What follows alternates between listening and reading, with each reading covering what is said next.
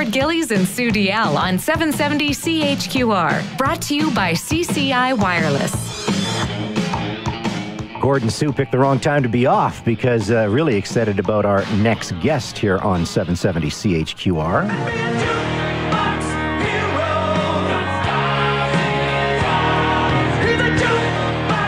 He is a jukebox hero. The one and only Mick Jones joining me in studio today. And, you know, when you think of Mick Jones and Foreigner, you think musician, singer, songwriter, record producer. Mick, welcome. How you doing? Thank you. I'm very well, thanks. Excellent. I was just telling you off the air, you're 73. Man, I hope I look this good when I'm 73 because you're still rocking it, my friend, for living the rock style lifestyle.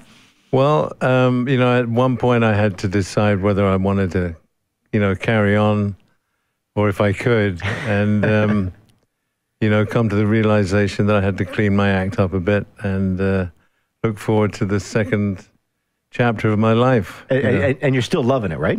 Oh, love it. You're still performing. Yeah, we just finished a 34-show tour in the States in what they call sheds, or you know, the amphitheater things, right. This summer. And I played pretty much most of those shows and felt good. I know your son is here, but did the chicks still dig you? They still dig me? Yeah. Oh, yeah. But I must say I do have a little competition. My son is rather handsome young founder. There you know. Go. From that. Tell me the story of Foreigner. How did you guys get together? Well, I had quite a career in France before I came back to England first, and then eventually to America. And I knew that I was in France, and I was playing with a singer called Johnny Hallyday, who's the French Elvis, obviously known here in Quebec very well. And that kind of gave me an opportunity to do my apprenticeship almost. I was fortunate enough to be able to go around and doing sessions with him and learn to produce and stuff like that. And I play with some remarkable musicians and really have really learned some incredible schooling, you know, that was just unimaginable. Playing with Jimmy Page and John Paul Jones, hanging out with Jimi Hendrix for a couple of weeks, playing on the bill with the Beatles, you know, just stuff like that.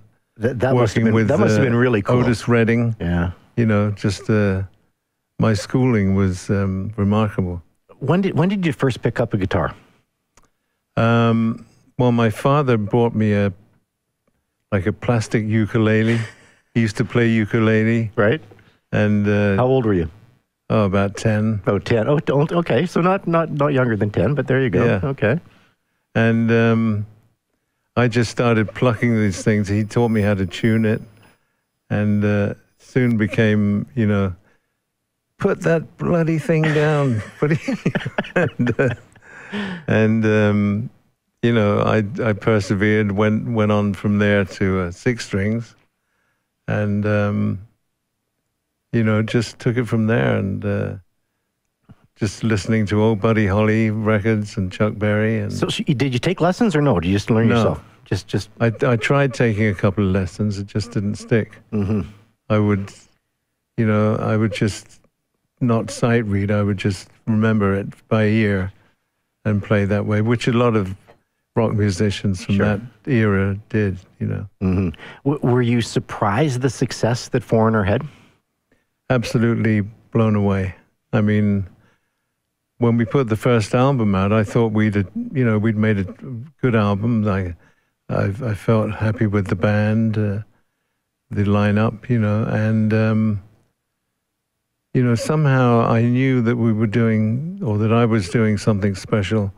For the first time, I was doing it my way, kind of thing. Mm-hmm.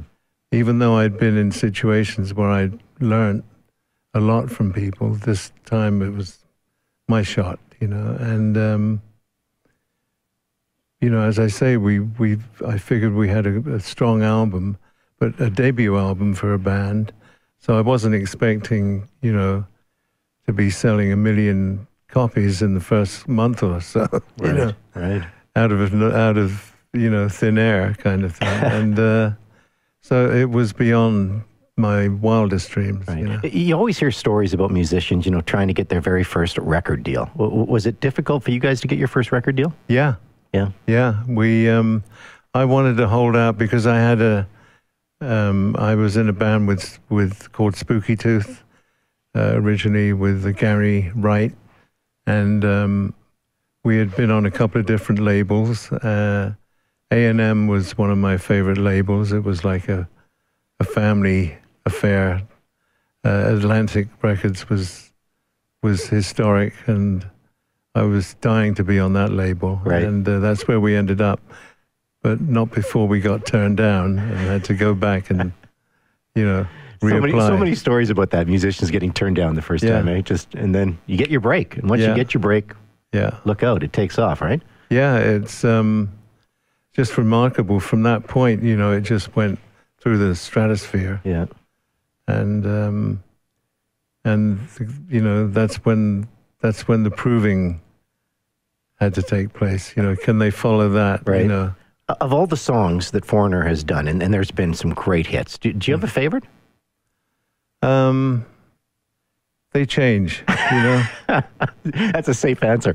Yeah, it's almost impossible for me to answer that. I mean, the song, I've had a personal relationship with every song, basically. And some remind me of good times, some remind me of sad times, you know, ups and downs. Sure. Different times in my career. So, yeah, but on any given day, it could change. Yeah. Mick Jones, a special guest in studio here. We got a break for the traffic. When we come back, I want to ask about Jukebox Hero, the musical that's playing, obviously, here in Calgary at the Jubilee, and you're going to be in Edmonton as well, and Toronto. It's very interesting. I want your thoughts on that. This is the Morning News. This is 770 CHQR.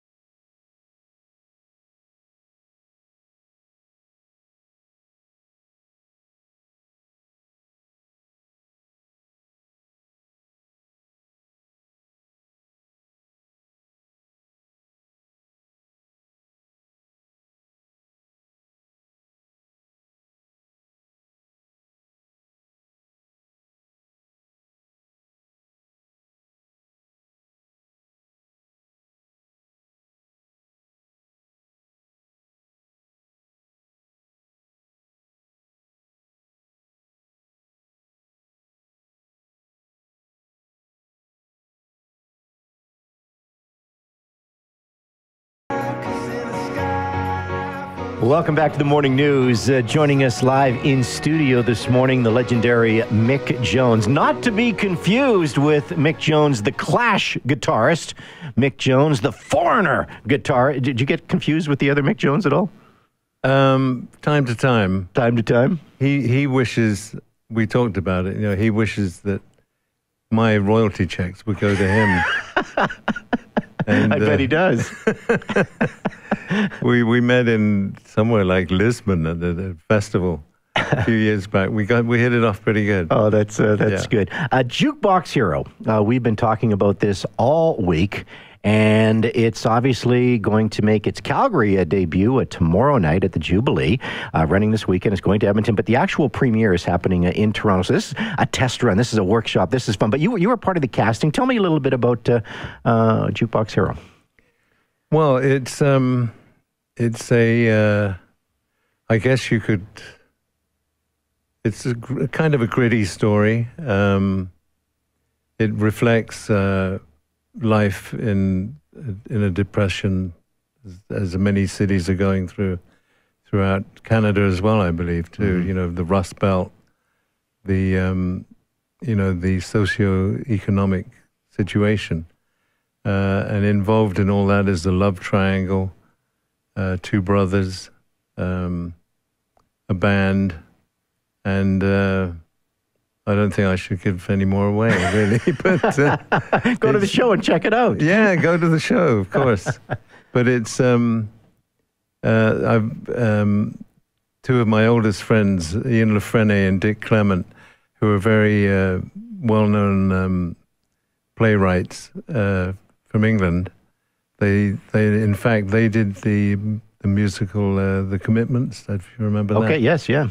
Amongst many other things that they've done, and they've kind of developed a story which they've taken from an array of our songs and weaved the story that way. Yeah.